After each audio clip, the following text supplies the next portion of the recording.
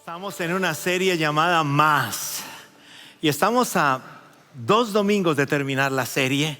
Hemos estado estudiando el libro, la carta a los Hebreos, y el autor de la carta a los Hebreos en el capítulo 11 habla del salón de la fama de la fe. Hombres y mujeres que creyeron en el Señor y que el Señor hizo algo extraordinario con ellos. He titulado el mensaje Fe que resiste cuando todo tiembla. Fe que resiste cuando todo tiembla. Era septiembre del año 2008. La ciudad de Houston estaba en un movimiento forzado. Había mucha presión, había mucha preocupación. Las autopistas estaban completamente llenas. La gente desalojaba la ciudad. Un monstruo en el Golfo de México se formaba, llamado el huracán Ike, y venía con muchísima fuerza, con una fuerza tan impresionante que las proyecciones eran terribles. La gente corría, buscaba lugar. Todo el área de la costa fue evacuada. Y seguro que muchos de ustedes estuvieron muchas horas en un freeway tratando de salir de la ciudad. El huracán llegó, se movió un poco hacia el este y entró cerca a la isla Bolívar, cerca a Galveston. Y hay algo que quedó para la historia. Dice que el huracán entró tan fuerte que derribó muchísimas cosas. Y al derribar completamente todo, un piloto de helicópteros de Austin decidió tomar su helicóptero, venir hacia la costa del Golfo y mirar cómo había quedado esa parte por donde había entrado ese monstruoso huracán. Lo interesante es que cuando él llegó al área, él dijo: no veo absolutamente nada sino una casa amarilla. Tengo la foto que tomó el piloto en ese momento. Una casa amarilla que parece que no le hubiera pasado absolutamente nada. Dice que ese pueblo tenía alrededor de 200 casas y casi todas sus casas fueron arrasadas en ese momento. Dice que el piloto inmediatamente mandó a CNN la foto diciendo: esto fue lo que quedó. Inmediatamente CNN la publicó y mucha gente empezó a decir: es mentiras, hasta que de pronto alguien dijo: esa es la casa de mi hermana. E inmediatamente puso la foto en la casa y todo el mundo empezó a aterrarse.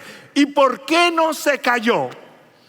Lo que pasa es que 2 años antes, en el huracán Rita, había también entrado cerca de ese lugar y había destruido gran parte de su casa, y los dueños dijeron: vamos a construir algo que no se caiga con un huracán 5.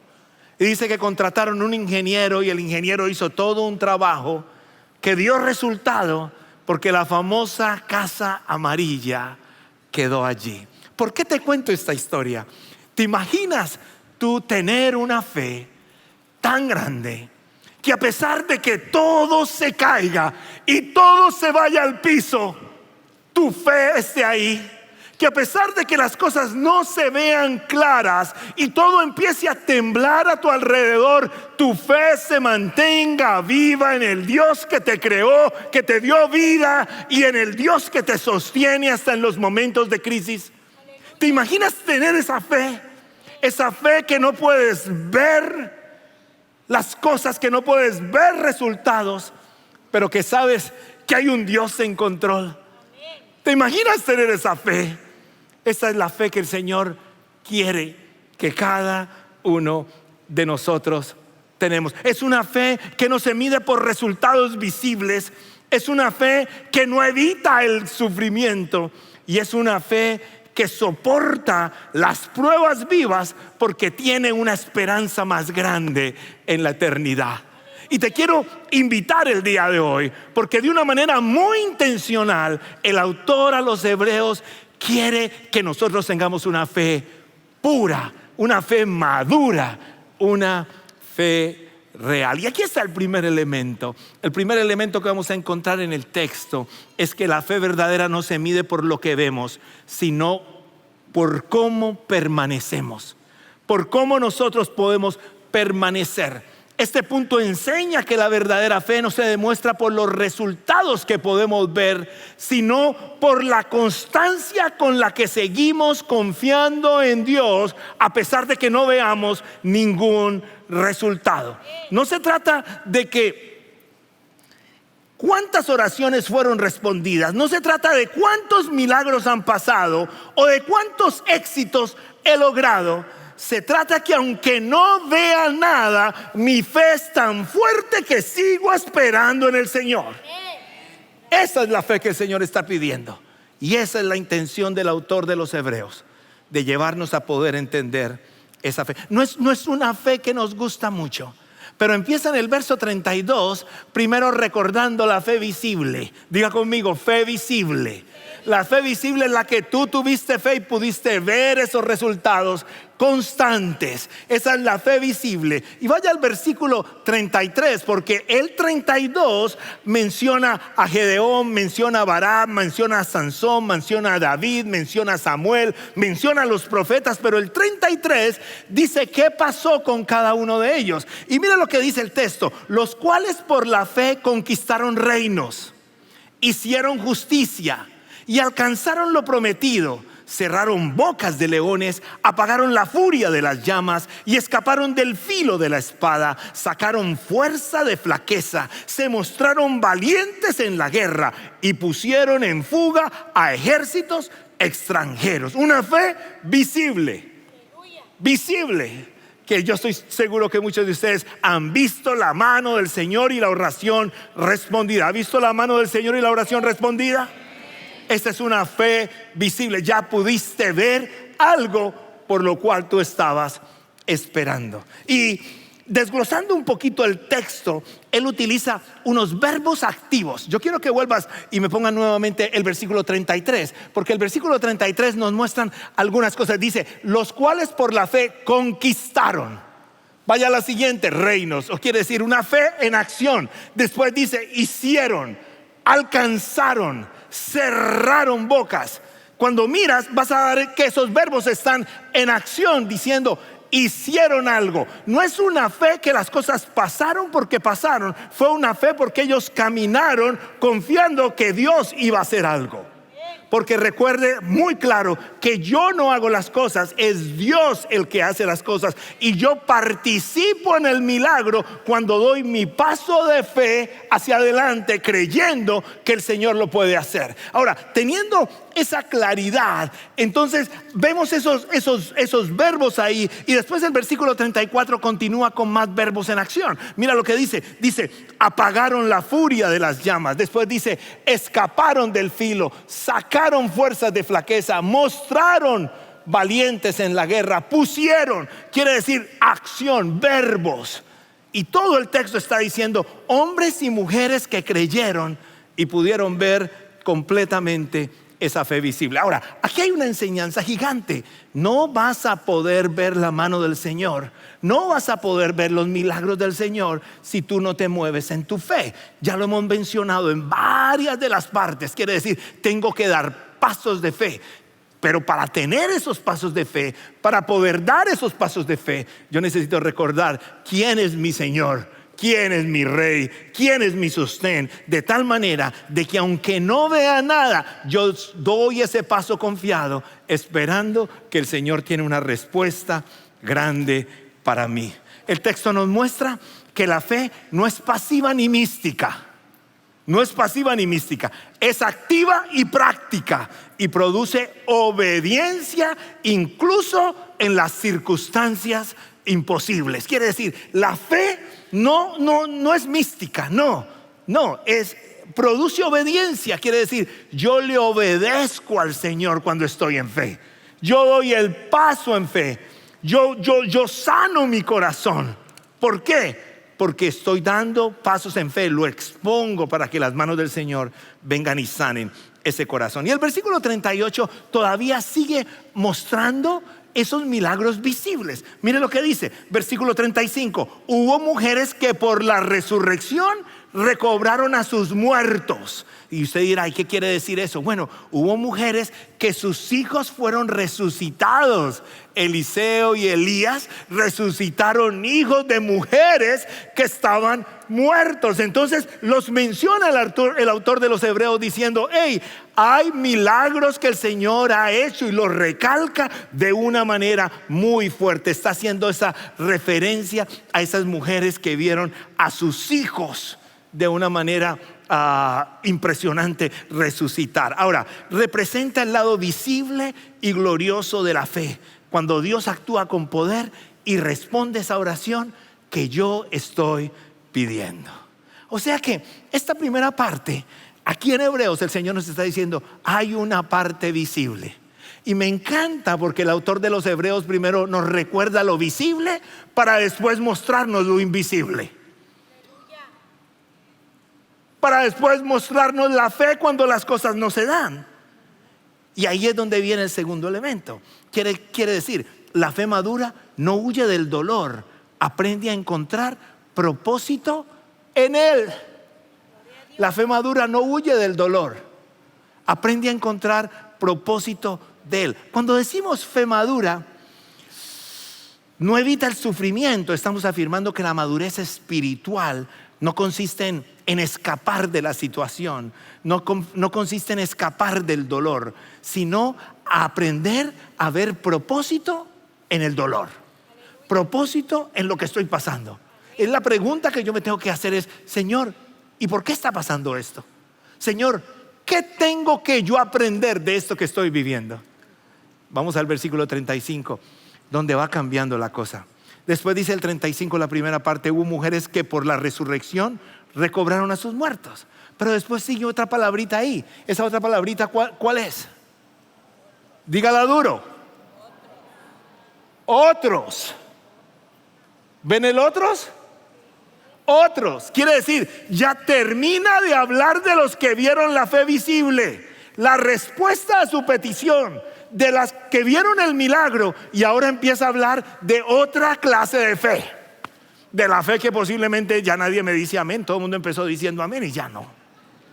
¿Por qué? Mira esta fe. Otros, en cambio, fueron torturados, pues para alcanzar una mejor resurrección no aceptaron que los pusieran en libertad. Entonces, ¿qué quiere decir eso? Que esos otros fueron perseguidos, fueron seguidos, pero tuvieron la misma fe que tuvieron los que vieron los milagros visibles. Pero esos vivieron momentos complicados y no alcanzaron a ver la respuesta de su petición. Te tengo noticias. Vas a ver respuestas con milagros visibles. Están como flojos hoy. ¿Qué hacemos, Pastor Emery, con esta gente? Bueno, van a haber respuestas en milagros visibles en su vida. Vamos mejorando, pastor. Ok, ahora vamos para este lado. No, para todos. Van a haber respuestas que no van a llegar. Ese amén sonó nervioso. Van a haber respuestas que posiblemente no vas a ver, pero posiblemente sembraste para que eso pasara después. Vas a ver posiblemente hijos que su semilla fue sembrada y no la viste brotar, porque el Señor te llamó a la eternidad, pero de pronto cuando tú estás en la eternidad, esa semilla sembrada brotó y el milagro de la salvación llegó a tu hijo. ¿Lo comprendes? No lo alcanzaste. Otros, dice, otros, en cambio fueron torturados, pues para alcanzar una mejor resurrección no aceptaron que los pusieran en libertad. Cuando estaba diciendo eso, dice, no negaron a su Dios, no negaron a su Salvador, no negaron quién era el Dios que ellos adoraban. Ellos prefirieron morir que negar completamente a su Dios. El autor habla de creyentes que en lugar de ser liberados fueron fieles hasta la muerte. Ellos pudieron renunciar, pero dijeron, no vale la pena renunciar. Mira el versículo 38. Otros sufrieron la prueba de la burla y azotes, e incluso de cadenas y cárceles. Fueron apedreados, aserrados por la mitad, asesinados a filo de espada. Anduvieron fugitivos de aquí para allá, cubiertos de pieles de oveja y de cabra, pasando necesidad, afligidos y maltratados, y tenían la misma fe de los que vieron el milagro. ¿Notas? La lección hoy es que una fe madura es una fe que solamente cree en el Señor, pase o no pase. Es una fe que no se suelta del Rey porque sabe que Él es el único Dios que existe, y dice, no me suelto del Rey porque estoy convencido completamente que Él es mi Dios, que Él es mi Salvador, que Él es mi Señor. Y pase lo que pase, pase la tormenta que pase, el huracán que pase, yo me quedo pegado al Rey de Reyes porque Él es mi Señor. Es una fe madura, es una fe fuerte, es una fe grande, es una fe que permite que yo pueda entender realmente qué es acercarme al Señor. Entonces aquí cambia el tono de victoria a sufrimiento, y es el mismo tipo de fe que apagó fuegos. También esa fe que apagó fuegos también soportó fuegos, porque dice que varios de los que llevaron el mensaje fueron quemados. Varios. Y tenían la misma fe que tuvo Daniel, la misma fe que tuvo Sansón, la misma fe que tuvo David, pero no vieron esa parte. Hay un profeta en la escritura que se llama Habacuc. Dice que Habacuc estaba viviendo en un pueblo, en un momento en que el pueblo de Judá estaba en problemas. Pasaba de todo ahí. Eso fue antes de la toma de Babilonia, y estaba ahí en todos esos problemas. Y Habacuc decía, Señor, ¿pero por qué? Señor, ¿pero por qué? Hay alguien que le esté preguntando al Señor por qué. Y estaba ahí todo el tiempo preguntándole al Señor por qué. Y en el capítulo 1, Habacuc está cuestionando a Dios. En el capítulo 2, Dios le está contestando a Habacuc.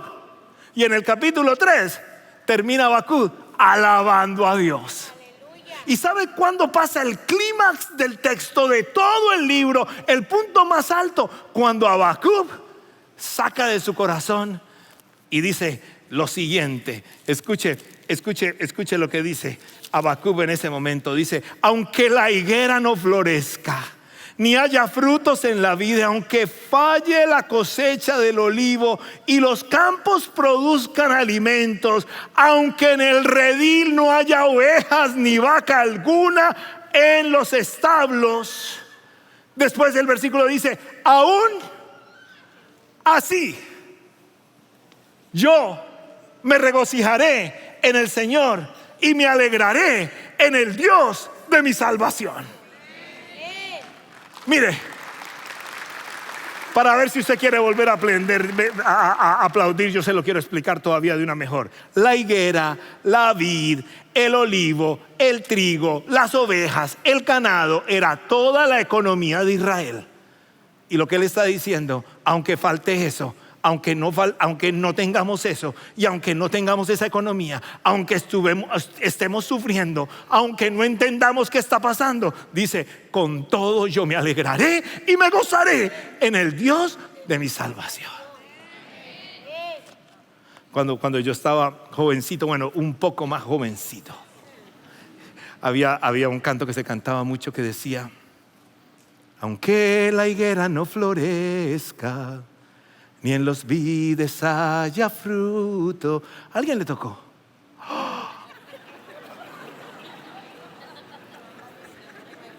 Pastor Esteban, estamos viejos. Que no lo meta, dice. Que no lo meta, dice. Bueno, así decía. Y uno lo cantaba con un gozo, y después cuando pensaba decía, ¿qué estoy cantando? Estoy diciendo, aunque falte cualquier cosa, aunque mi enfermedad todavía sigue en mi cuerpo, Aunque la herida que se abrió en mi corazón todavía me duele un poco.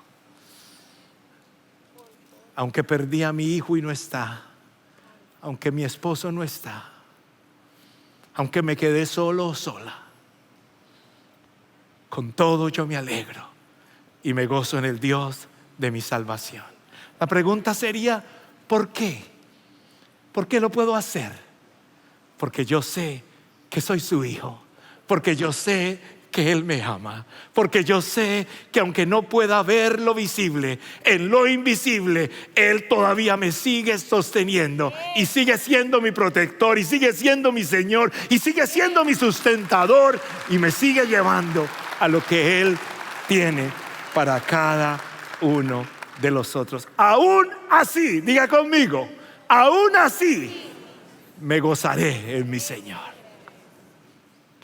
Una fe madura. No juzgues tu fe por lo que logras, sino por quién sigues siendo cuando nada se logra. ¿Quién sigue siendo cuando nada se logra?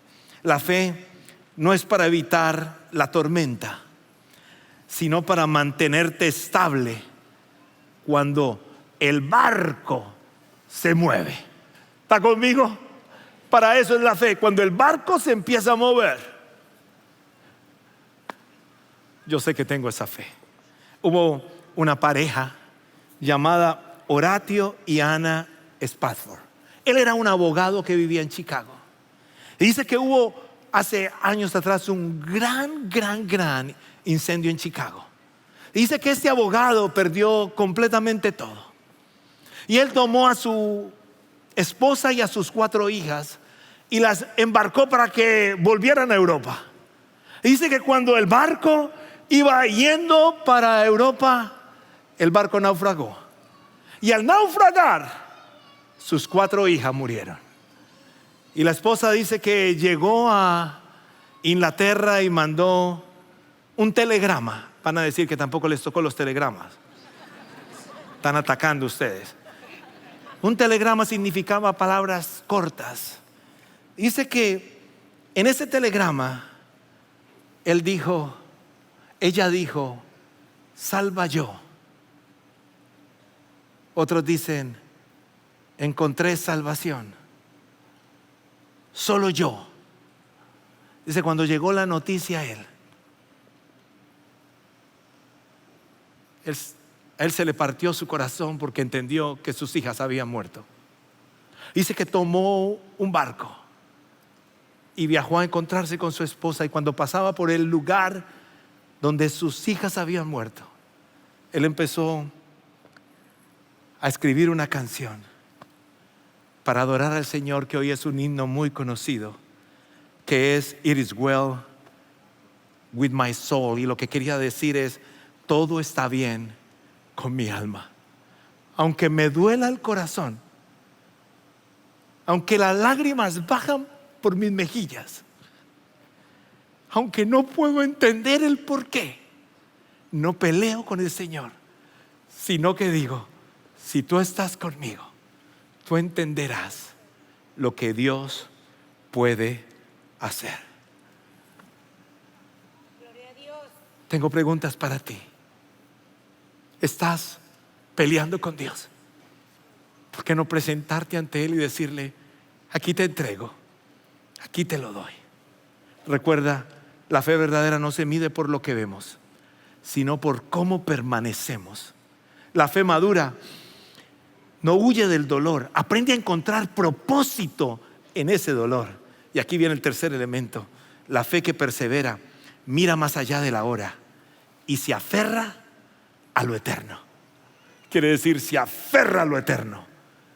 Quiere decir, entiende que esto es pasajero.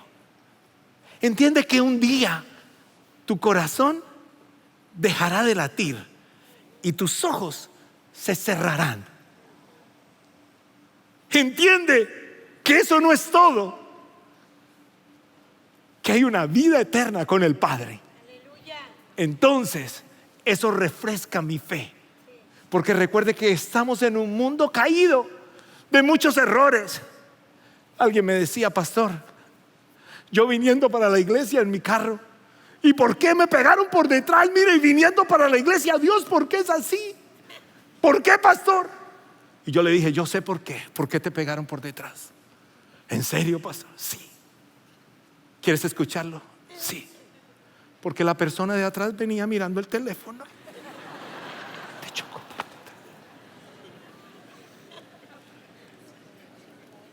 ¿O no? Cometió un error sencillo. Es que vivimos en un mundo imperfecto. Nuestros cuerpos son maravillosos, pero hay imperfección en ellos. No quisimos vivir de una manera perfecta con el Rey y decidimos caminar por nuestra vida. Gracias a que el Señor Jesús vino a salvarnos, hoy podemos mirar una eternidad con Cristo. Pero ¿qué tal si dejamos de mirar lo que se puede ver y empezamos a soñar con lo eterno?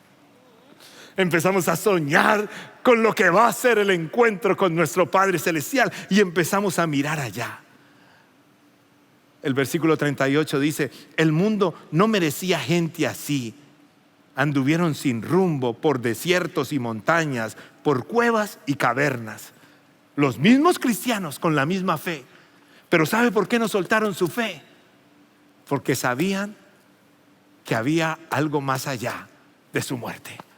Tienes que saber que el Señor tiene preparado algo más grande para ti. Y de pronto no vas a ver muchas cosas en esta tierra. ¿Sabe que esos constructores que construían esas grandes iglesias en Europa gastaban 200 años construyéndolas? ¿Qué quiere decir eso? Que ellos empezaban a construir esa iglesia de Notre Dame con todo, dice que gastaron 150 años y le metían toda la fuerza y nunca veían el producto terminado, solamente veían el trabajo. Pero ¿sabe? Un día le preguntaron a uno ya mucho mayor y le dijeron: ¿y por qué le haces con tanta ganas si no vas a ver cuándo se termine? Y él dice: porque lo estoy haciendo para mi Dios. Mi querido hermano, hay cosas que no veremos, pero hagámoslas para el Señor. Hagámoslas para el Señor, porque quedará de nosotros una marca preciosa que extiende el gozo y la bendición de poder ser los hijos del Señor. El apóstol Pablo lo explicaba de esta manera, escribiéndole a la iglesia de Corinto. Mire lo que dice en 2 de Corintios 4:19. Corintios dice: pues los sufrimientos ligeros y efímeros que ahora padecemos producen una gloria eterna que vale muchísimo más que todo sufrimiento. Así que no nos fijamos en lo visible, sino en lo invisible, ya que lo que se ve es pasajero, mientras lo que no se ve es eterno. La fe que conmueve el corazón de Dios es la fe de los que caminan cansados, pero siguen orando. De los que lloran, pero aún siguen sirviendo. De los que dicen: no entiendo, pero confían. Son aquellos que en medio de la prueba adoran con gozo. Esa es la fe que el Señor dice: estos sí tienen fe. Sí tienen fe. ¿Cómo está tu fe? Es una fe total de quién es mi Dios. La fe que resiste, no se rinde en el fuego, no huye del dolor, no negocia la esperanza. Es una fe por quién es mi Señor. El apóstol Pablo estaba con un amigo de él llamado Silas, y los dos estaban en una ciudad llamada Filipo y estaban compartiendo el mensaje cuando de pronto vieron a un joven poseído y vinieron y lo liberaron. Se metieron en un gran problema y los metieron a la cárcel. Y estando en la cárcel, el apóstol Pablo y Silas dijeron: vamos a adorar al Señor. Yo creo que querían adorar al Señor y no querían dejar dormir al vigilante. Entonces empezaron a adorar al Señor a las 12 de la noche. Y dice que sus brazos estaban amarrados, dice que sus piernas estaban amarrados, dice que estaban en la última parte de la cárcel. Y ellos empezaron a adorar al Señor. Y no veían nada. Estaba todo oscuro, pero ellos estaban adorando al Señor. De un momento a otro empezó a temblar. Empezó a temblar. Y las cadenas se empezaron a reventar. Y empezaron a quedar libres. Y empezaron ellos a pararse y a decir: ¿y qué es lo que está pasando? Era que el Señor se estaba manifestando de una manera especial. Ellos lo estaban adorando. Y en su adoración, el Señor hizo algo que ellos no esperaban que pasara. Entonces, ¿qué hacer mientras espero? ¿Qué hacer para refrescar mi fe? ¿Qué hacer cuando sé que la respuesta no llega y de pronto no llegará? ¿Sabe qué nos dice Pablo y Silas? Alaba. Alaba. Alaba. Yo quiero invitarte a que cierres tus ojos ahí donde estás y saques eso que está ahí, que tú no lo compartes con nadie. Eso que está ahí y duele. Eso que está ahí y molesta. Eso que le has preguntado a Dios muchas veces: ¿por qué? ¿Por qué sufro esto? ¿Por qué vivo esto? Y yo quiero invitarte a que lo pongas en las manos del Señor. Sácalo en este momento de ahí. Y vamos a tener una fe real. No una fe que negocia con Dios. Una fe que espera lo que Dios le quiere dar en el tiempo que Él lo quiera dar. Una fe madura que, aunque no vea lo visible, no deja de confiar en el Dios del universo. ¿Te imaginas tener esa fe? Que aunque todas las casas de tu alrededor se caigan, tu casa amarilla de fe se mantenga firme. Tan firme, porque sabes que hay un Dios que te sostiene, aunque todo se derrumbe a tu alrededor. Habla con tu Dios. Gracias por participar del servicio a través del internet. Esperamos que la experiencia de hoy haya alentado y desafiado su mente y corazón. En Champion Forest nos apasiona ayudar a las personas a conocer a Dios, a crecer en su relación con Él y con los demás, mientras todos, como cristianos, hacemos una diferencia en el mundo. Nos encantaría tener la oportunidad de hablar y orar con usted. Le invitamos a que ingrese a championforest.org/conectar para que podamos estar en contacto. Y por supuesto, esperamos con ansias el momento de poderle saludar en persona en una de nuestras sedes. Que Dios le bendiga y tenga una semana llena de la presencia del Señor. Nos vemos pronto.